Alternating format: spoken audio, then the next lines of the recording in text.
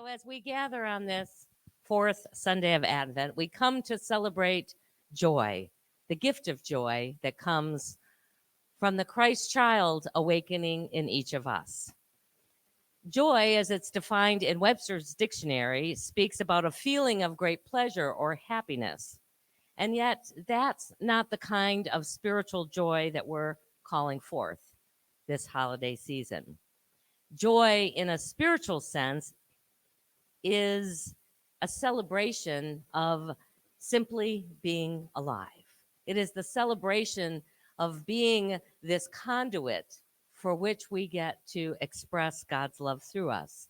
It is joy that continues to awaken within us. Awakening joy. I think about a joy that comes from really deep inside. I think about it. I think about a joy that comes from not what's going on out here, but it's a joy that we have a reserve for inside. That no matter what is going on in our life, no matter if there's been a tragedy or a catastrophic illness, or if there's been an unforeseen circumstance that is painful, that there is a place that we can crawl inside of within ourselves.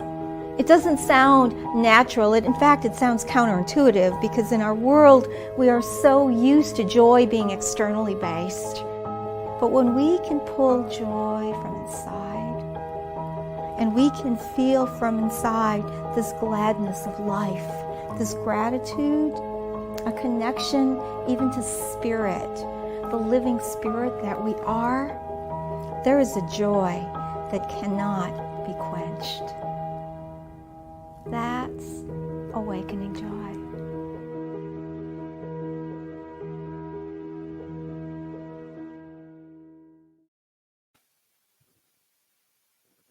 Yes, that awakening joy is part of our journey to birthing, to giving a newness to our own inner Christ child. And it can be challenging at times.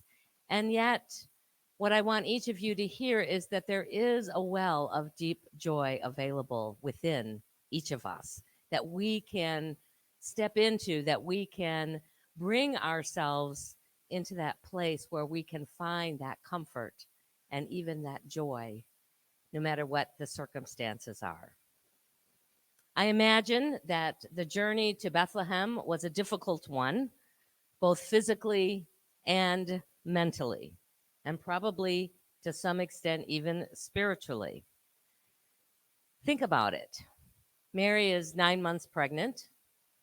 When they're told that they have to travel to Bethlehem, which is the birthplace of Joseph, some 70 miles away.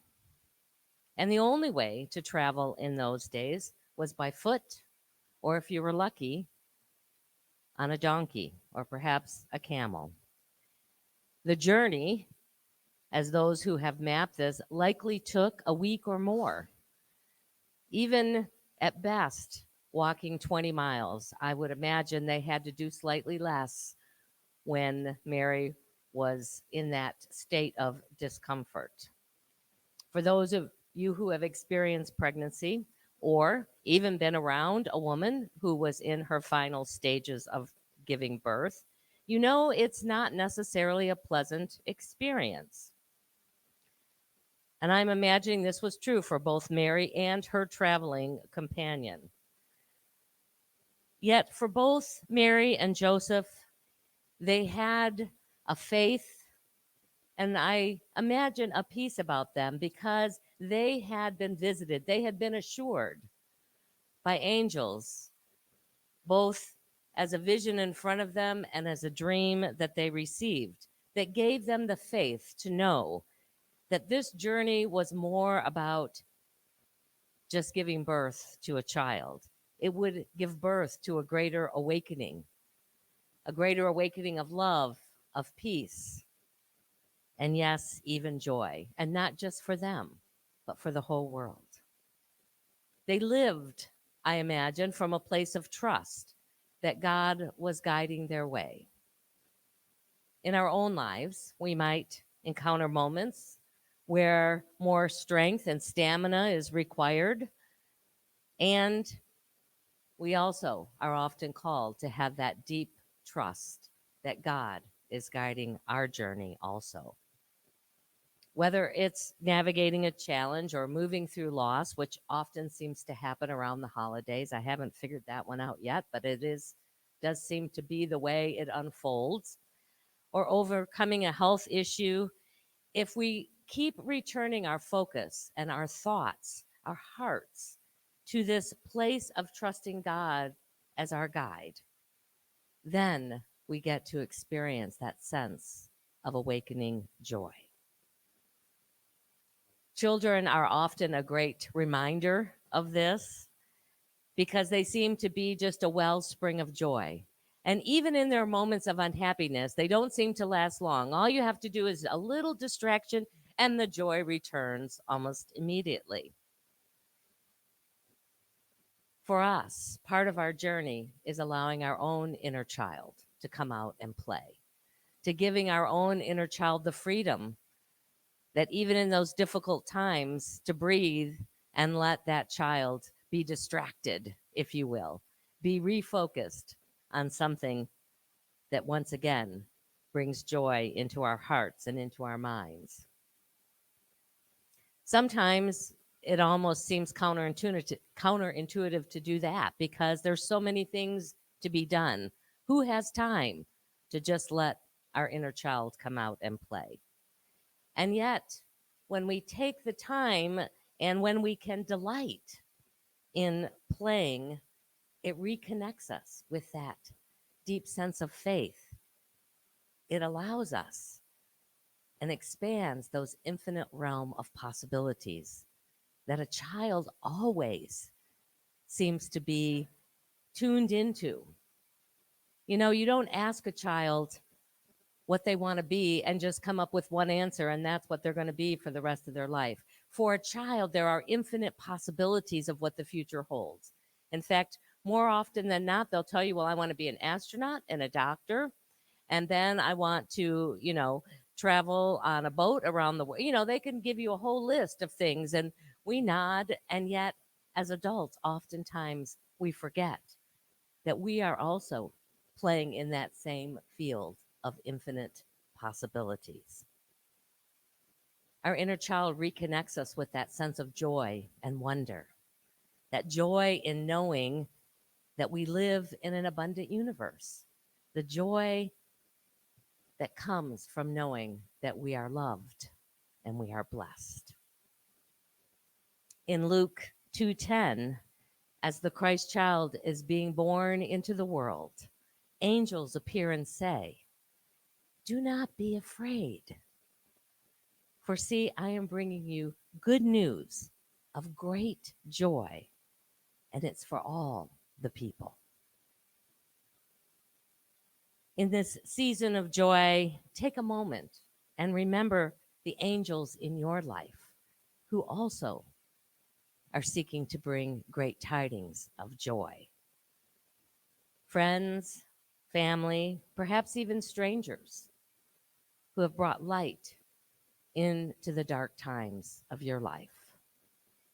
Metaphysically, angels are messengers from God. They speak the word of truth and help us to overcome limited beliefs and conditions. That's their purpose in our lives. I know for me, there have been angels who have offered a safe place when I've been afraid. There have been angels who showed me kindness and care when I was in despair and encouraged me to step out into the unknown. I have lots of those angels that remind me that it's okay to step out, even if you don't know exactly what you're stepping out into. So instead of listening to the world that tells me that I'm enough, perhaps at times tells you that you're not enough, that I'm flawed, that I am not loved, I choose to listen to the angels in my life that bring tidings of great joy. It's joy that can come simply by recognizing the gift of life, It's something we take for granted, but just to be here on this planet and alive and breathing is cause for celebration. To honor and to give thanks that we get to be co creators in this life. We're not just here wandering about. We have a power within us that allows us to create the kind of world that we want to be in. Joy, as we remember that each moment is new and pregnant with possibilities. So, my question for you this morning, and this is going to be an interactive question, so you may speak once you know what the question is. And those of you who are watching us live stream, you can type into the comment line and share with us your response. How often do you take and set aside time to honor your own life? List the ways that you make a difference. How many of you have ever made a list of the ways that you've made a difference in this life? So we're going to start this morning, and I want you to be able to share with me one way your life has made a positive difference in the world. Speak up. Yes. Volunteer at the hospital. Who else? When you teach. Susan. Oh, so she loves the planet and in organic gardening. Who else? PJ.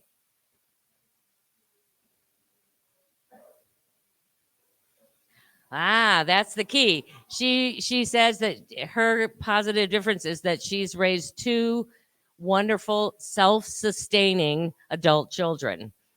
Harry.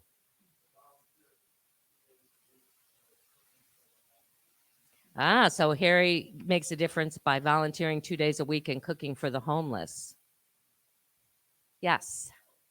Yeah, I'm going to look at those in just a minute. I'm going to try and get those in here, and then I'll share with those who are sharing with us through our live stream. Yes, Susan. Sue. Ah, so the love that she shares and has for her counseling practice and clients. Yes.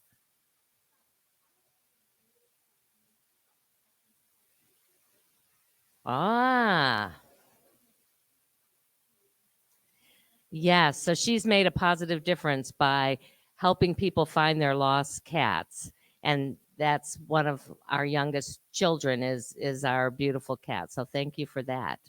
And let's see what Bonnie says her recovery and supporting others. Being an occupational therapist is Kristen. Gigi says, I've never sat down to think about it nor list, but I will. Thank you. Okay. Well, you're going to make a positive difference just by really thinking about and scribing how you've made a positive difference in the world. This is part of the joy. We have to sit and oftentimes remind ourselves of the ways in which we impact the world. Our focus tends to go to the ways that we haven't been enough, that we haven't done enough, that we haven't, impacted enough. And yet, if we really think about it, there's lots of ways that we really impact not only our lives, but the planet. So we're going to take this process of honoring our own lives and honoring the angels in our lives who walk this journey with us as we move into a time of meditation. So I just invite you right where you are to get comfortable, to set aside anything you might be holding on to feel your feet planted firmly on the ground, and even imagine that there are roots growing out of the bottom of your feet, deeply connecting you with Mother Earth. The energy of the earth that also is an angel that supports each and every one of us. With the air that we breathe, with the food that nourishes our bodies, with the soil that allows for things to grow. we are deeply connected to that same soil that gives us the support we need to continue to grow. And we also connect, almost envisioning out of our heads, there is a stream of light that connects us with the world in which we cannot see, the world of spirit. And we feel and know that that world, that universe, is also supporting us each step of the way, giving us what we need as we walk this human journey as a spiritual being. We focus for a moment on our heart space, that physical organ of the heart that is what nourishes our physical being, pumping that life energy of blood through every part of our body. And it is also our spiritual home, for it is the center of love,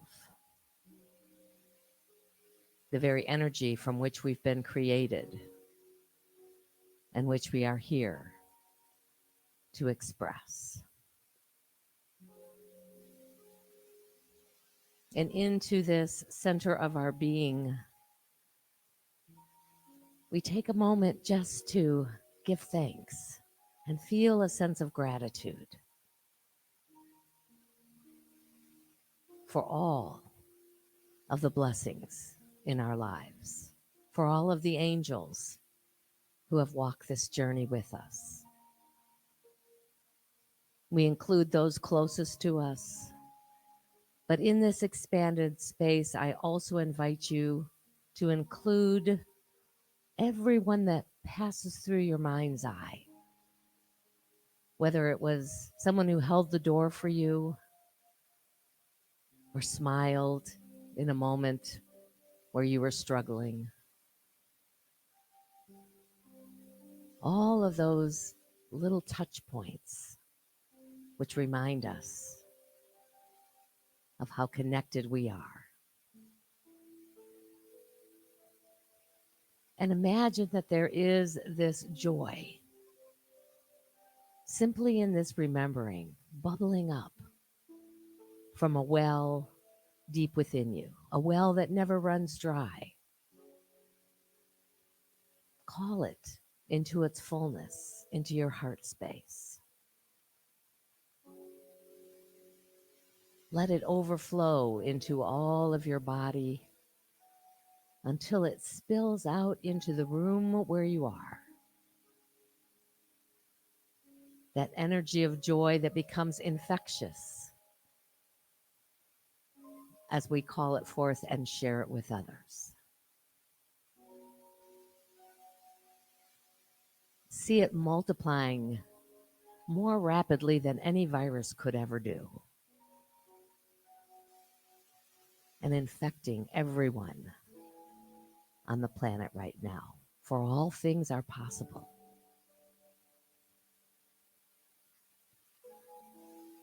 This morning, this week, this holy season of Christmas, there is joy awakening in hearts, in minds, in souls, all over this world. And we celebrate that we get to be a part of and to play a small role in reminding people that joy is ever present. We just need to receive it and to share it. And finally, just in your mind's eye, think of one thing, one additional thing if you've already spoken one out loud, or just one thing that you know you've made a positive difference, that you have added your light into this world. And feel the joy of that.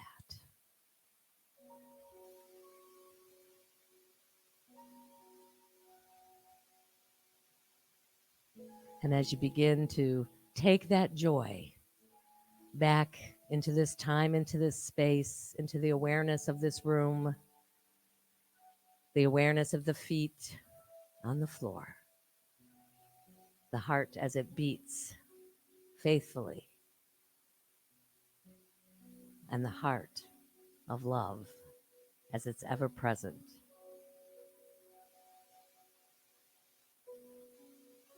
Allow yourself to let that joy guide this day. And whenever you're ready, you can open your eyes.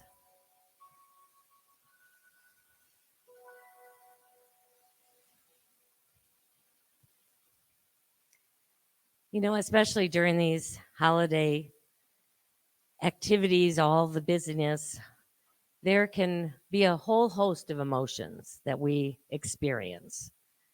And some of those might be moments of sadness, especially as we remember and more acutely miss those loved ones who may no longer be physically with us. And it's good to feel your emotions, but what I like to remind people is just don't pitch your tent there. Let them move through you as all other emotions can move through you. And then remember the truth that there is no time or space that separates us in spirit. And even in those moments where we're remembering those who we don't necessarily have that same physical connection with, and it may just be that they're distant this holiday season, feel a sense of joy if you can in remembering that they're present with us. I believe that with every fiber of my being. They are right here in our midst, just in a different form. And they are aware and they celebrate every moment with us. They whisper encouragement in those moments when we're still. We might even be able to feel or to hear their presence with us.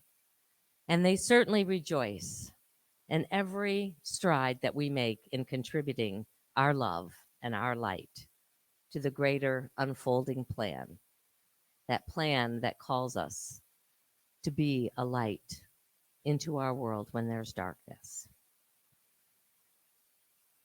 There may be some, I know I've certainly had Christmases where it's challenging to connect to that spiritual joy. And as we remember those angels who have blessed us, those who are here with us, those who may be in spirit, we can really begin to engage in and remind ourselves of how connected we are through God's love and light. And even better, to find ways to become God's love and light. When I was a kid, I thought it was silly when somebody said you gotta have heart, because everybody's got a heart.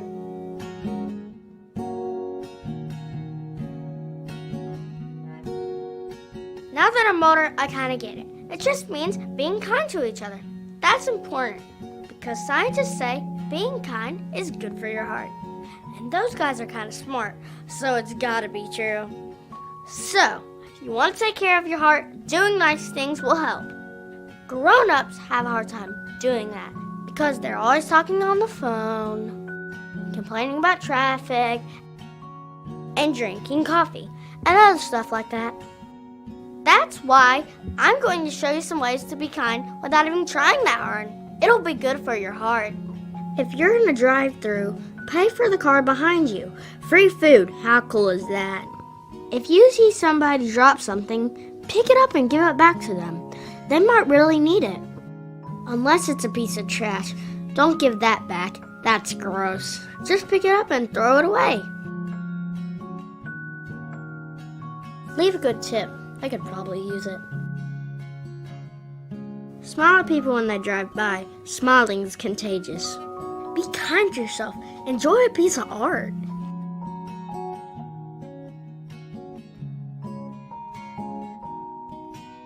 Dance break.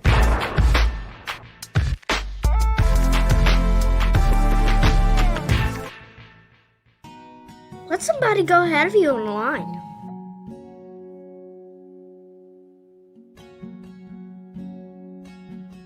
Get some treats and take them to people who keep us safe.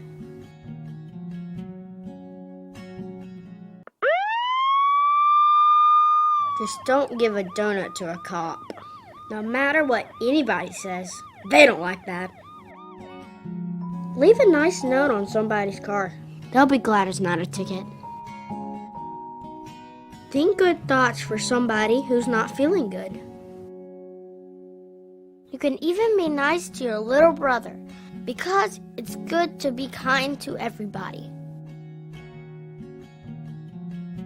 See, it's not so hard to show you've got heart. If I can do it, anybody can. So go out and do something nice. And when you do, tell us about it so we can share it with the world. It will do your heart good all year round.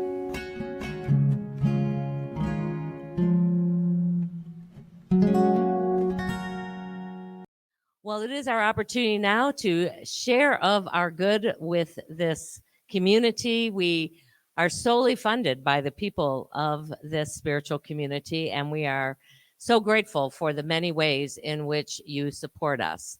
However you choose to give, see if you can't give from that place of joy, from that place of knowing that you live in a universe that supports you, that is pulling for you, that is bringing you all that you need so that you can be that full expression of the Christ here on earth. We give thanks, we bless it, and we know that it blesses all that we do. So join with me as we bless these gifts together. Divine love, as me, blesses and multiplies all that I give, all that I receive, and all that I am. You can go to centerofunity.org to our give page, and then you can scroll down, and there's also affirmations available for you online. I'll stand up and let's do our peace song. And I think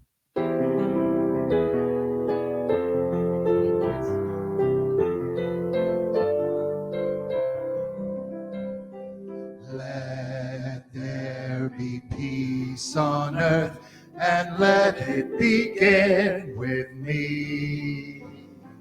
Let there be peace on earth, the peace that was meant to be. With God as our Father, family all are we. Let me walk with my family in perfect harmony. Let peace begin with me. Let this be the moment now. With every step I take, let this be my joyous vow. To take each moment and live each moment in peace eternally. Let there be peace on earth, and let it begin with me.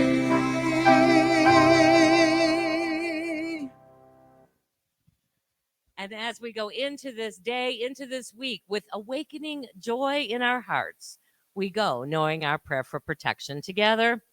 The light of God surrounds us. I am the light of God. The love of God enfolds us. I am the love of God. The power of God protects us. I am the power of God. The presence of God watches over us. I am the presence of God.